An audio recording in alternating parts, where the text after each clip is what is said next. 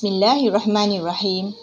Assalamualaikum warahmatullahi wabarakatuh, and a very good morning to Puan Hajah Suzana binti Abdul Latif, Headmistress of SK Puchong Utama 2, Encik Muhammad Syarul Nizam bin Muhammad Yusof, Senior Assistant of Curriculum and Administration, Encik Zaidi bin Abu, Senior Assistant of Students Affairs, Encik Muhammad Faizal bin Abdul Rahman, Senior Assistant of Co-Curriculum, teachers and all my dear students.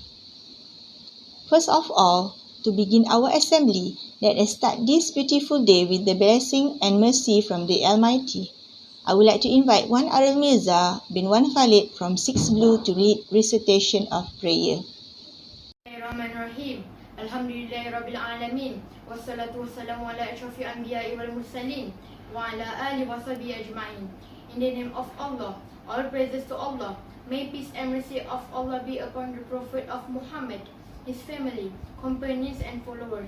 Oh Allah, I ask you for beneficial knowledge and good deeds, a strong memory and perfect understanding and a sound intellect. Ya Rahman Ya Rahim. Oh Allah, grant us your mercy and precious knowledge. Lead us through fruitful work and through faith. Rabbana atina fid dunya hasanah wa fil akhirati hasanah wa qina azabannar. Wa sallallahu ala Muhammad wa ala alihi wa sahbihi wa sallam. Walhamdulillahirabbil alamin. Amin, amin, amin, ya Rabbal Alamin.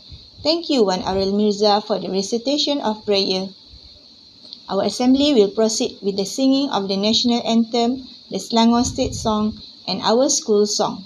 Let us stand straight and sing the songs enthusiastically.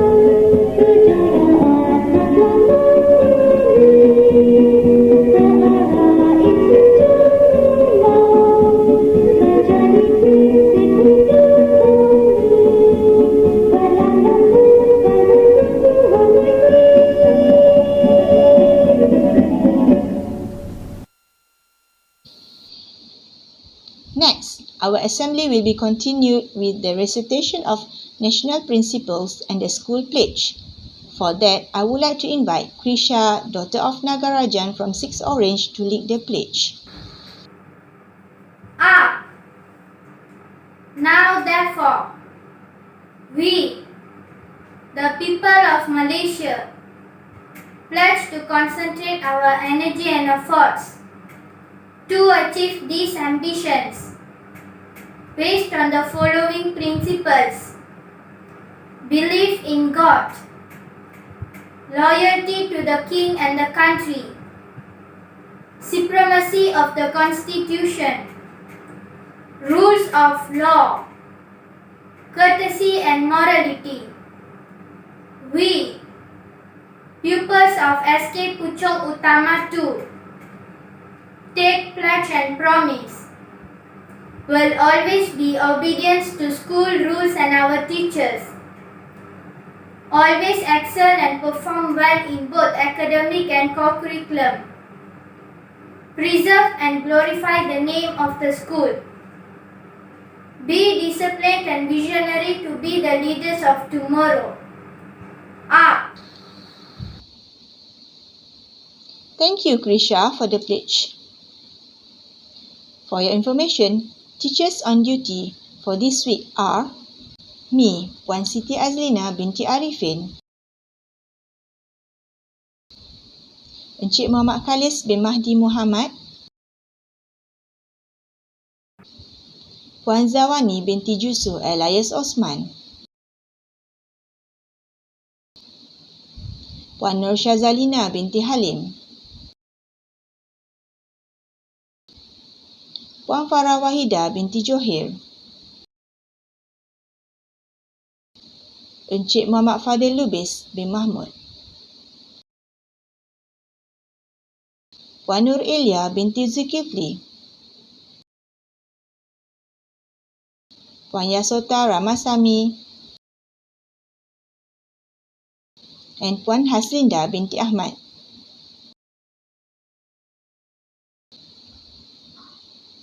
Now, I would like to deliver a public speaking speech entitled Preservation and Conservation of Flora and Fauna.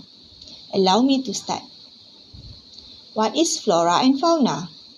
In simple words, flora and fauna refer to plants and animals. Flora are forests, flowering and non-flowering plants and trees.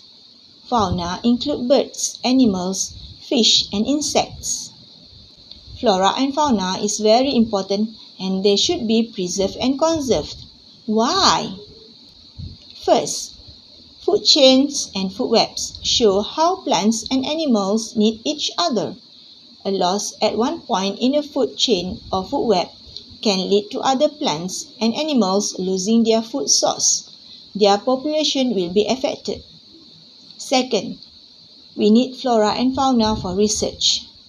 We learn about medicines from plants and animals, and we need them for many of the medicines we use.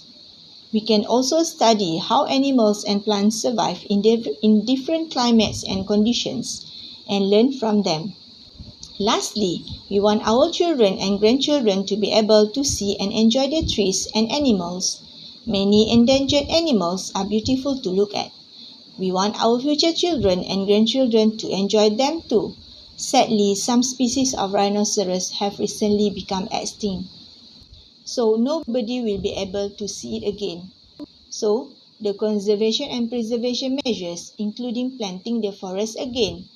We should start planting more and more trees so that there will be more trees around us to supply more oxygen. Secondly, we should stop deforestation. Many trees are chopped for development to build houses. There should be tight logging acts and legal actions to prevent illegal logging. Thirdly, there should be more recreational parks and marine parks around us. Nothing beats fresh air and being outdoors. Then, those who dispose rubbish or waste oil into the sea should be fined. There should be more conservation centres like the turtle conservation at the Rantau Abang Turtle Sanctuary.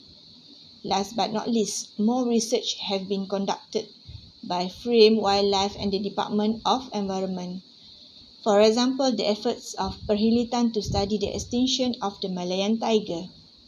In a nutshell, conservation of flora and fauna is necessary for their future survival. We as humans play an important role in the success of this activity. Save our environment and Mother Earth so that future generations can still appreciate its beauty. Thank you for lending me your ears. Stay safe. Without further ado, I would like to invite our beloved headmistress, Puan Hajah Suzana binti Abdul Latif, to deliver her speech. Please welcome. Thank you to teacher in charge for this week. Bismillahirrahmanirrahim.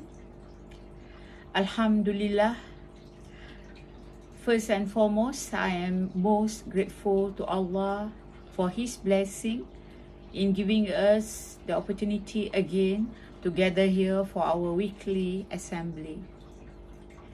I would like to express my utmost gratitude to and appreciation to all the assembly committee members in ensuring the success of their assembly for this week.